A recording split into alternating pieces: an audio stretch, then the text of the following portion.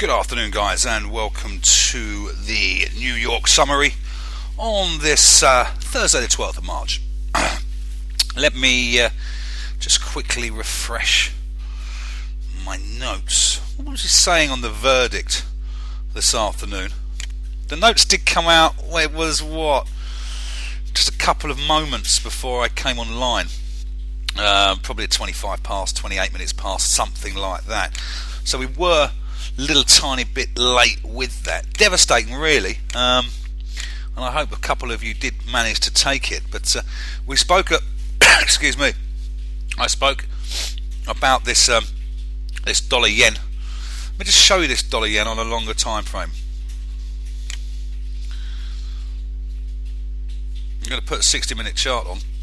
You can see here we've got this divergence here, lower lows and higher lows on my CCI. Okay, we knew also that this particular 4-hour CCI at this point was hugely oversold this morning, so I wasn't entertaining myself any shorts. And yeah, I know a few people picked up 40 or 50 points, but the thing that intrigued me from that particular session was just look at the way this bounced off the daily 20. Just a little bounce off the daily 20.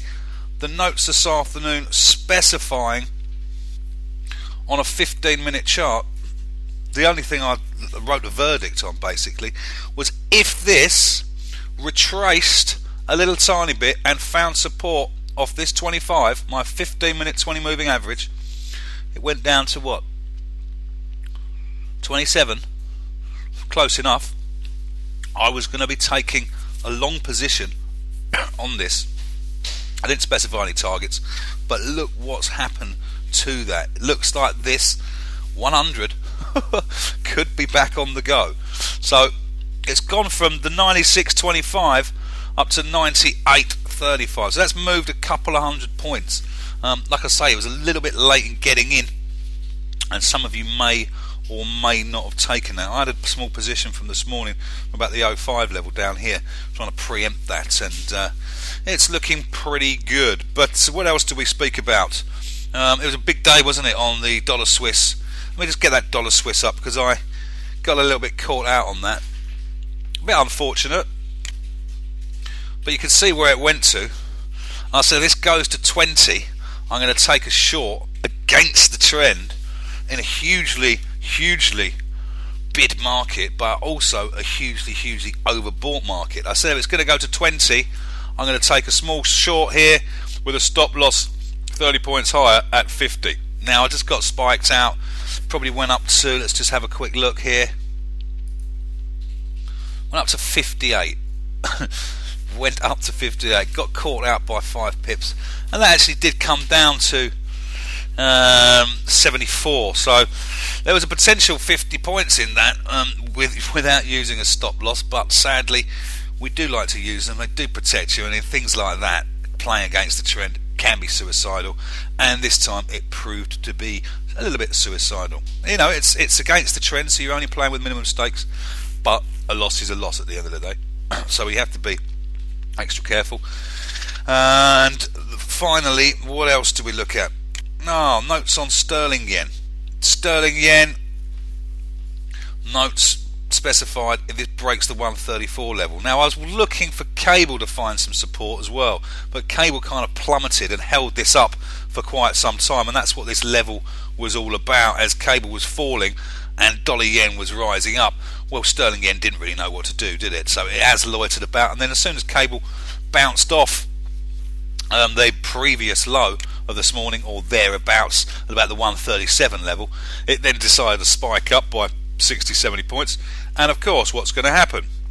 Sterling yen breaks the 134 and now trading at 135.20. So important to pay attention to what we're saying on the notes. Even if you don't trade them, just back test them.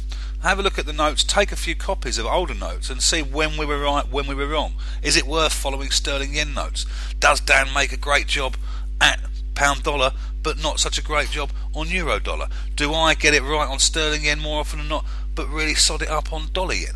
Does James get it right on Aussie and get it wrong on CAD? Take these things into consideration, guys. Have a look, back test the notes. You know, which one worked out, which one didn't. You know, are we between the three of us getting it right 70% of the time? Are the winners bigger than the losers? Because if so, if you've got bigger winners than the losers, i.e. if you're making 50 and risking 30 and you've got over a 50% strike rate, or we've got an over a 50% strike rate, then we're obviously doing something right, and you just need to jump on the back of that.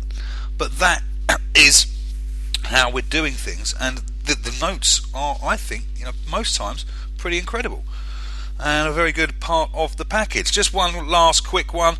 I know Paul took this very cheeky. What happened? Dollar Swiss cut, or say dollar Swiss cut the interest rate by 0.25%. So what happened? Dollar Swiss, as you've just seen, went absolutely through the roof, as did sterling Swiss, as did euro Swiss. So what happens on the back of dollar Swiss moving up? Well, euro dollar moves down.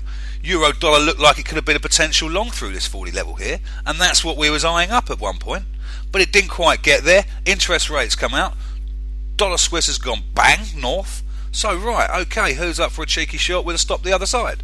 Paul Bowles jumped on that, played that down to there. I think he picked up a few points down at this level, but look, 128.40. We were talking about, I think Dan was saying it was 128.35.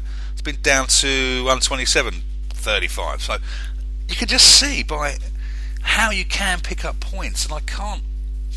It's frustrating at the moment because nobody, or hardly anyone, is taking the trades. Yes, they're tough conditions, but you've got to be in it to win it.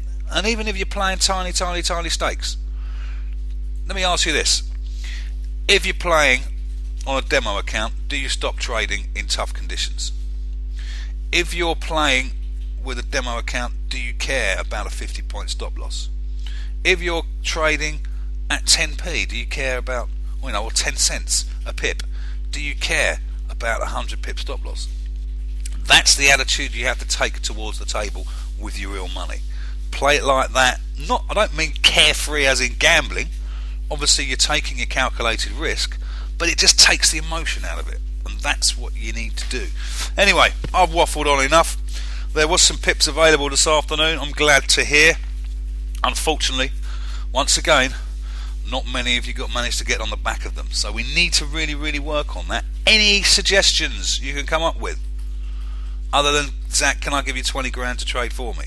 Any suggestions? We're open to suggestions, guys. We want you to make money. So please drop me a line, Zach at FX500 Club. That's ZAK at FX500 Club. I'll see what we can do. I'll see you tomorrow.